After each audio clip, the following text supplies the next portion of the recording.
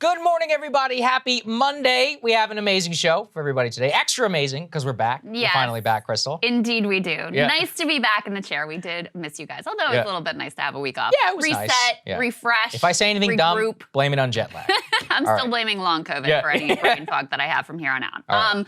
Before we get to what's in the show, we do have a couple of announcements off the top that I do not want to forget. Number one, live show. Let's go ahead and put that up there on the screen. We're getting closer and closer to that date, September 16th, 7:30 p.m. Eastern Time in Atlanta, Georgia. It's going to be the first of many. The corner, honestly. I know. I'm really excited. We're already, planning, making sure it's going to be a great tour. This is going to be the first of many. But as we've said, if you can help us out by buying tickets to this first one, help show the industry venues, etc., that we can indeed sell tickets here at Breaking Points. The link is down there in the description. Second, for our premium subscribers, for those of you who have already done so, we deeply appreciate it. We've got that promotion going on right now. If you're a monthly subscriber, if you can help the show out for financial planning purposes, if you can realize some cash at this moment, you can upgrade from monthly to yearly for a 20% discount. The link is going to be at the very top of your premium newsletter. For all of those who have done so far, it is so deeply appreciated. And if you can continue to do so, if you're one of those people, if you can afford it, it deeply, deeply is important to the show. And we're just so grateful to all of you. Absolutely. And a lot of you have already upgraded, which I want to thank you for. The response to the promotion has been really strong. And again, it really helps us out for this year as we're planning for the midterms. We're thinking about bringing another person on. It just really helps us to plan all of that. Okay, in the show today, we do have some new developments out of Uvalde and actually some new indications that politically this is hurting Texas Republicans in terms of their failed response to the massacre of those students in that town.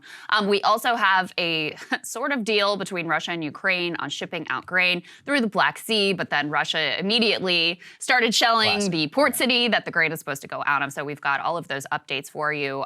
Also, Democrats finally making some intelligent political moves in the House and the Senate, putting Republicans on the spot with some tough votes on gay marriage and contraception access, and also some related to abortion. So we'll give you those breakdowns.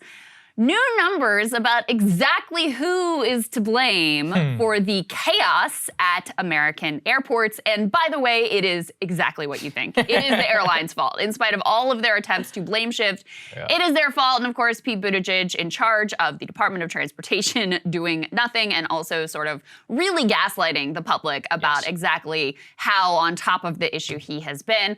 Also, guys, stock alert here for those of you who are, making moves in the market. Paul Pelosi, Nancy Pelosi's husband, making some big moves ahead of some potential legislation with regards to chips. So we will tell you about that.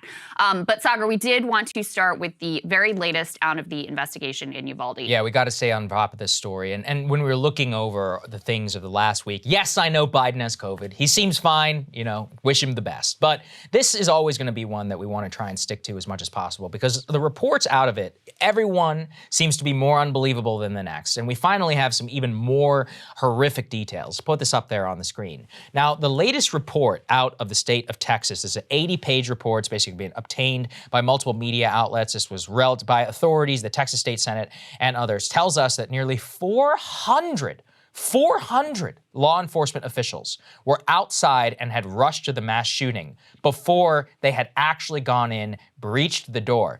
This picture that those who are watching can just see in front of you is literally of an officer standing in front of other officers with his hands up like this, preventing them from going into the hallway to where the shooter was located. And throughout that report, they blame, quote, systemic failures. You think? For exactly what exactly happened here. I think it's horrific because they really just point to the fact that, as we'd already learned, if these guys had done their jobs, the shooter could have been neutralized within 3 minutes of the shooting. 3 minutes. And we already know, based upon video evidence, that there were not only officers on the scene, there were officers, they didn't just have handguns, they had high-powered rifles, like they had what they needed. There even was an officer there who had a riot shield or some sort of ballistic shield that could have been used. As we also know, the door itself was unlocked and they spent 20 to 30 odd minutes, kind of faking around, trying to, quote, find the key, even though they didn't need a key. Nobody even asked for a key in the initial 30 minutes of what was happening. It ultimately really took a tremendous act of insubordination on behalf of some Border Patrol officers who were like, you know what, forget it. We're just going to go in. Yeah. And all of that. So all of that is detailed here in the report. But the top line 400. 400. That's almost as many kids who were in the damn school, who are on scene. Completely insane. Yeah. And I think what it shows is, you know, we've seen so many shifting narratives. And that is actually another piece that came out, some talking points that they had about the narrative that they wanted to push. That you heard politicians from Greg Abbott, the governor of Texas, on down, pushing immediately after this happened, before we knew any of the facts of just how failed this response ultimately was. Then, once that narrative starts to fall apart, then there was an attempt to really put 100% of the blame on Pete Arredondo, who is, of course, in charge of the Uvalde School District police force. Now, listen, that dude deserves a lot of blame, but when you've got 400 law enforcement officers, and we're talking about 150 Border Patrol agents, 91 state police officials, and then you have the local PD, you had U.S. federal marshals on the scene, every level of law enforcement, and they all just stand around for an hour and 20 minutes and do nothing. It really does show you how there is something that has gone really awry in terms of law enforcement. I mean, we were talking before the show about this Indiana shopping mall where there was a shooting, and an ordinary civilian with a gun was able to take this guy out like this. And you just realize that, you know, something we said from the beginning is you honestly would have had a much more effective, much better, and much less deadly response if just random parents had been given guns and weapons and been able to go in, because this is an absolute atrocity. The fact that it was every single level, no. The blame is not on one person. It is on every single person who stood there and did absolutely nothing and was happy to shift the blame, happy to shift the responsibility, happy to pretend that it wasn't their problem. Yeah, this is the 22-year-old in Indiana, Elisha Dickin. I hope I'm saying that right. Elisha, if you're out there, definitely a hero. And you know, and actually just exactly what you're talking about. This is a proficient guy in firearms. He had his gun on him. He actually had, you know, found cover. He was asking people to move behind him as he moved forward, took the shooter out in a matter of minutes. And you have 400 here. I also do think that, unfortunately, some of the blame, the most blame has gone towards Pete Arredondo. And look, it should, and we're about to get to even more of why that guy should be fired and some more cover-ups that continue. However, there were federal marshals who were on the scene. I actually got some messages from people who watch the show who are in the federal marshals service, U.S. Marshals, and they're like, this is an outrageous. They're like, these people are a disgrace to our service. So they even understand. He was telling me that the way that they train is specifically for situations like this. And they're like, yeah, you know, anybody can expect some small yokel PD not to do the best. But you have guys there with millions of dollars in training, you know, for, well, supposedly for situations like this, and who don't do anything. I also want to spend some time on that narrative thing that you brought up, because it's very important, which is similar. There were some documents that came out. The city of Uvalde itself, days after the shooting occurs, and they're meeting with the Texas Department of Public Safety, they're not going over what went wrong. They are lambasting him for criticizing their response, and have created an official government document that was titled Narrative. And it has a different version of events from what may be described as the facts, in which they say, oh, well, he was barricaded, and that, you know, according to that, well, do we have a different training regimen? Complete BS. They literally trained for this months before in the school where this actually happened. They knew, and it even says written in the documents, you may be the first person there, and you may have to put your life on the line in order to immediately stop. Everybody knows active shooter situation, that the bleeding stops whenever the shooting stops. And also, for those who were coming to these cops' defense, they're like, well, you know, the majority of the shooting took place in the first 3 minutes. Okay, let's say you saved 1, maybe 2 lives immediately, just in terms of those shots. Worth it. Is that worth it? And then even more so, remember, there are people who bled out on that floor. I mean, everybody who, you know, it's called the golden hour in combat for a reason, because you need an hour. Or within that hour, you have I think it's dramatically, exponentially higher likelihood of surviving, like, even horrific gunshot wounds. So who knows how many kids may have been in critical condition versus who have been bled out on the floor. So another piece that came out in this report is the fact that they did know that 911 calls were coming from inside the room. And there was a lot of question of that initially, of like, oh, maybe they didn't know that there were still kids in there and that those kids were still alive.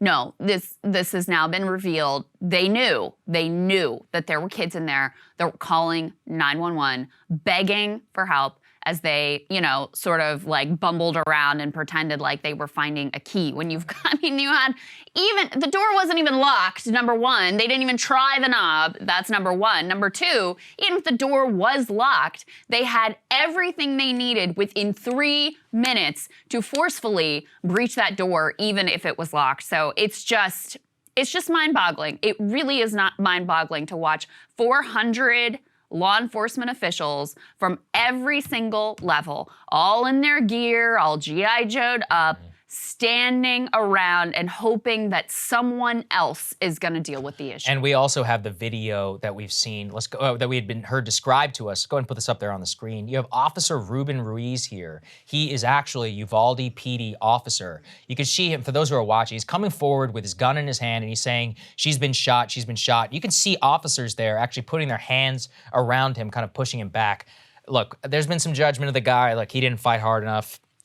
That's all Monday morning quarterbacking. He was clearly in shock and trauma. And actually, we talked previously about an officer who was on his phone. He was actually the guy who was on his phone because he was checking to make sure he was getting text messages and calls from her, how she was getting shot inside of the classroom. He knew she ultimately was shot. perished. Yeah, I mean, he says there in the video, she said she's been shot, and they still pull him back. So they know that people are getting shot inside. We know about the 911 calls. We know that her own husband is outside of the room being restrained by his colleagues, being pushed back, kind of like that. I mean, it's just a horrific situation. As we said also in terms of the reporting, and Pete Arredondo, let's throw this up there. So this school board has now delayed, they were supposed to fire him 4 days ago, Pete Arredondo. He was placed on leave, obviously, and from the city council as well. Well, they canceled the meeting, which was on Saturday, where they were scheduled to, quote, consider firing the police chief. And they're blaming it on process. Look, they had the vote ready to go. Then they canceled the meeting ahead of where this guy's been fired. It's been over a month since the shooting even happened. So in what world is this not even justice, accountability? Yeah. Most people have made peace with the fact that these guys will never be able to be criminally prosecuted, even though I think many of them should be, specifically Pete Arredondo. At the very least, we want him to be fired. We want him to have his job lost. And yet they can't even come around to firing him. I mean, it's crazy. What the residents are saying, and I think what any decent human being in the country would say, is that not a single one of these people deserves to have a badge. Yeah, I mean, that's right. All 400 of them that stood by, men and women in their gear that stood by and did nothing, not a one of them deserves to, pretend to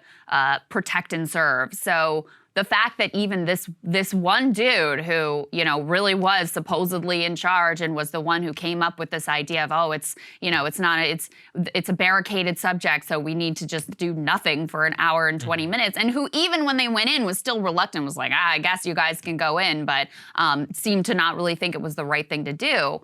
At the very least, there could be some accountability for this guy. And I think the failed political response, just as the failed law enforcement response was at every single level from local to state to federal, the failed political response also goes across every single level. Clearly, the local Good Old Boys network is closing ranks around these guys and trying to protect them in every way they can. And they have from the beginning. I mean, blocking media, harassing the mom who did actually ultimately go in after being handcuffed and get her children and was willing to speak out to the press.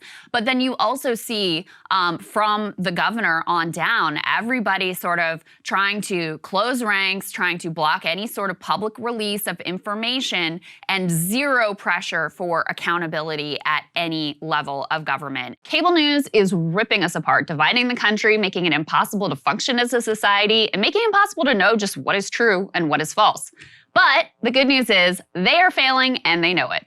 That is why we're building something new, a new mainstream, a healthier one, something more trustworthy, something that we are going to need in one of the most pivotal times in American history. We are building up here for the midterms, for the upcoming presidential election, but we need your help. So if you can help us out by becoming a premium member today at breakingpoints.com, we're trying to change America for the better and the entire world. So what are you waiting for, guys? Go to breakingpoints.com and sign up and help us build a new mainstream.